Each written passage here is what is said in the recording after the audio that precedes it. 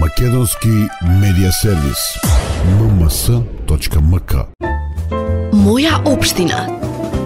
Со доделување на плакетите на оние кои што финишираа на Чупина трейл. Вака заврши и настанот кој што беше 4-дневен и се одвиваше во општина Виница. А зошто? За да се одбележи 74 годишницата од ослободувањето на Виница. Имаше низа на настани, а како сето тоа помина низ објективот на ММС, ќе имате можност да погледнете во продолжение.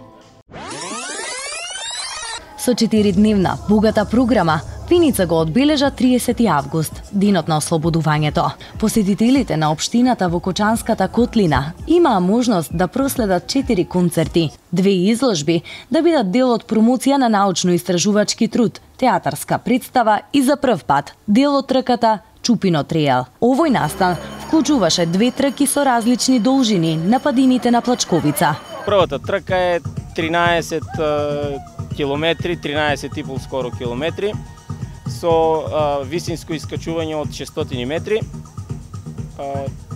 Трката е за почетници прекрасна, значи нити е тешка, нити е лесна, има малку технички дел кај што треба повеќе да се обрне внимание на чекорот. Во останатото е трк, значи прекрасно е за трчање. Поголемата трка Чупино трейл е со должина од 35 километри. Таа е веќе потешка, има 1800 метри висинска разлика, значи за искачување доста, има доста стрмни делови, има доста незгоден терен, кај што мора 100% да бидеш концентриран во трк за да не настане повреда. Колку учесници имате? Учесници имавме пријавено 130, трката ја започна 112, а ја завршија 108. Така. Кажете ми колку и од каде има пријавено од страна со оглед на тоа дека тркава ја најавивме како меѓународна? Меѓународна. Значи најголемиот дел се секако од Македонија, потоа имаме гости од Бугарија, од Америка, од Црна Гора и од Косово. 30 километри предизвик во трката за искусни. Прв во машка категорија ги совлада Александар Спасов од Бугарија. За трката дознав од организацијата Владимир Попов. Навистина беше тешко, но успеав да ја совладам патеката прв. Ми требаа 3 часа и 40 минути.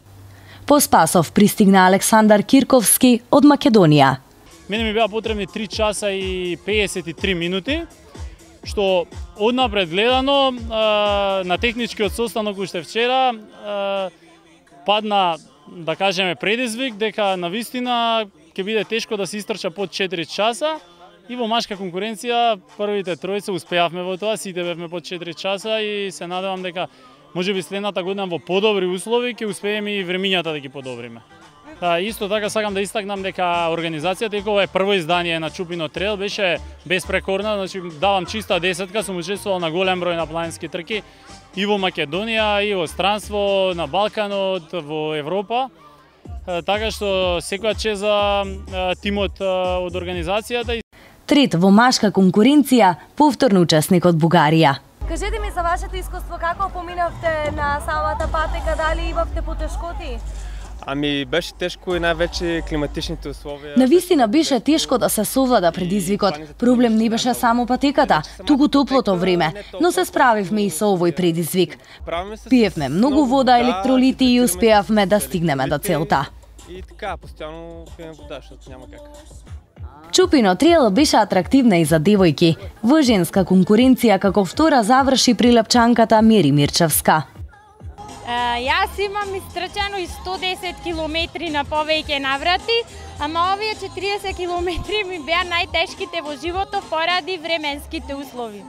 Дали полот има врска за тоа кој кога би финиширал? Да речеме дека на момците ќе им биде полесно да финишираат? Не, тоа е индивидуално. Некои луѓе се потолерантни на топлина, некои луѓе потолерантни на студ. Например, некои не се толерантни на ладно, на дождој, на магли, на ветрој.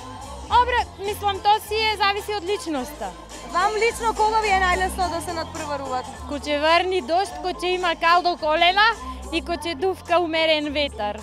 Настанот беше под покровителство на општина Виница. Општина Виница издвои средства во висина од 700.000 денари од буџетот на општината, така да една скромна сума на средства кои што дадо една доста богата програма. Пред се тоа можеме да го слушнеме и од нашите граѓани и од граѓаните на нашите соседни општини.